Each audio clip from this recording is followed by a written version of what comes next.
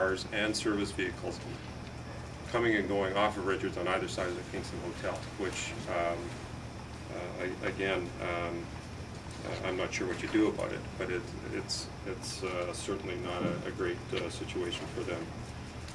So I think I'll leave my comments at that, other than just to say again, repeat that I think overall it's an exciting proposal, and I'm anxious to see it go forward.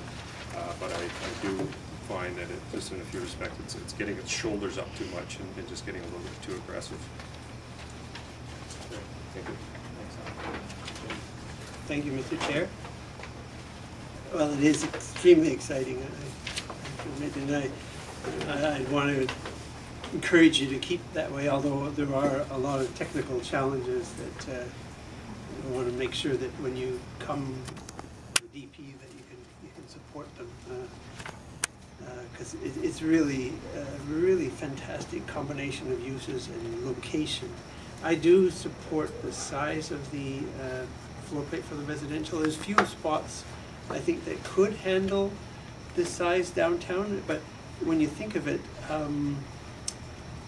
to the north of the site, it's just a big black box. So the overshadowing of the Telus building isn't an issue where you would be in on another site.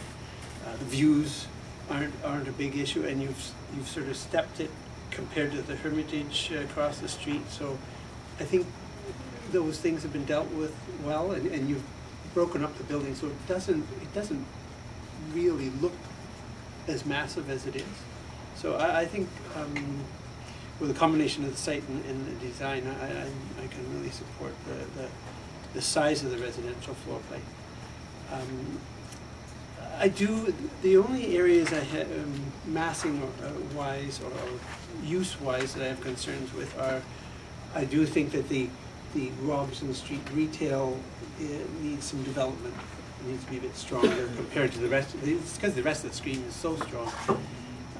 But my big concern really is this relationship at the lane, the residential, like the first, it looks like there's about 5 or 6 floors that are right up against the Telus building and the atrium, and maybe you need to put a bit more office space in there or something so you get above the Telus building.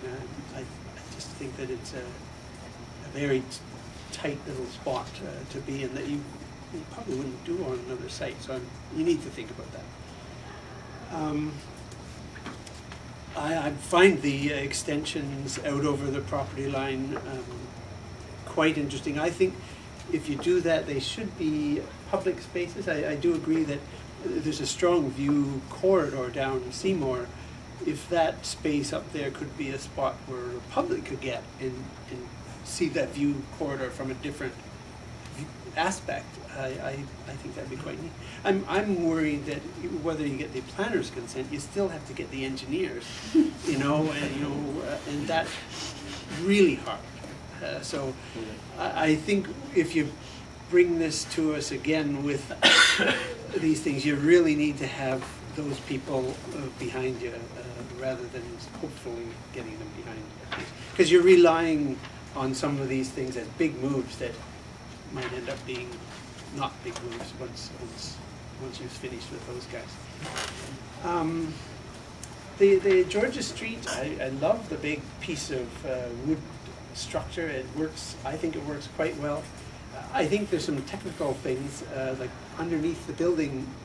There's sort of a glass roof that's going to be dusty, or lots of pigeons in there. You need to figure out what you're doing there. And also in plan, it's actually there's a vertical glass wall that you don't sort of show the mullions on the rendering very well. So I'm worried technically just what it would end up looking like.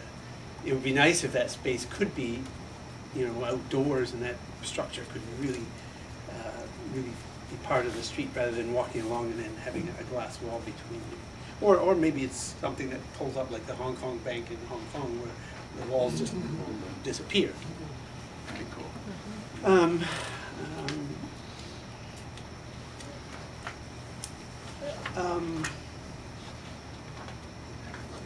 I'd like when you come back with a DP, hopefully we get past this stage, much more in-depth look at what you're proposing for sustainability. Like LEED Gold and LEED Platinum is fantastic, but it's just how you get there.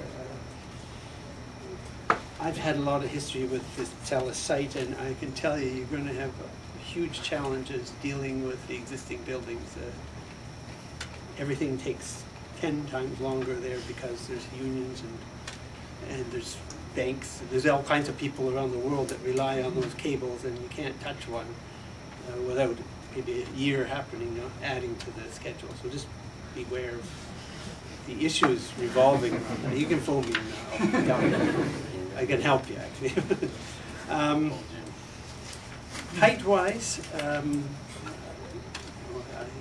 the Scotia Tower, it's right in line, so it works well with the residential. I think the overall massing, the shapes are great. The way you've used the sustainable issues to show each elevation differently. I really like this. There's another project we saw a little while ago that I wish could have taken advantage of this kind of direction. I won't name it because we all know it. I'm really excited about this. It's good. That's all. Thank you, Mr. Chairman. Well, I also think this is a really exciting project. And again, it's really well put together in terms of detail. Just in terms of running through the questions, I don't have any problem really with the dimensions or scale of the residential tower. I really like the sculptural aspects to it and the kind of sliding volumetrics that are happening in it. I imagine you had quite a bit of fun fitting it up into the Yukon where you did. The office buildings, again, I think they're really interesting. I think the dynamics of the sliding volumetrics again and pushing out over the streetscapes, I quite like that and I'm supportive of that, as well as on the Robson Street end of the residential tower too. Just a bit about I think it's a great initiative for the public art realm in doing an ephemeral sort of canvas and having an ongoing program. I'm really glad to hear the city's supportive of it and clear with the bylaw that won't allow any advertising in. I think that's really important. Whether you have an actual curatorial board or how it's operated, that's all other stuff down the road. I think it's also really important to have scale in that as a large part of the building, not just the small. I also think it's really interesting tied in with Telus. It all makes sense. I'd like to be next after Rodney.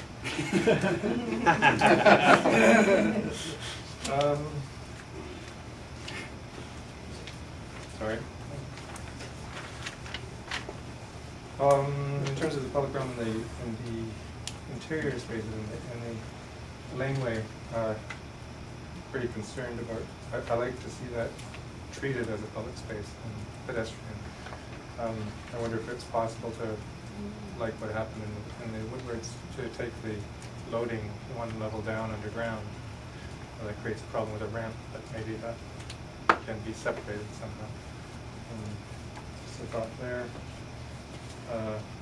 And I'd also like to agree with all of Alan's comments about the poor little hotel and that'll deal with 3 or 4 or 5 years of construction around it.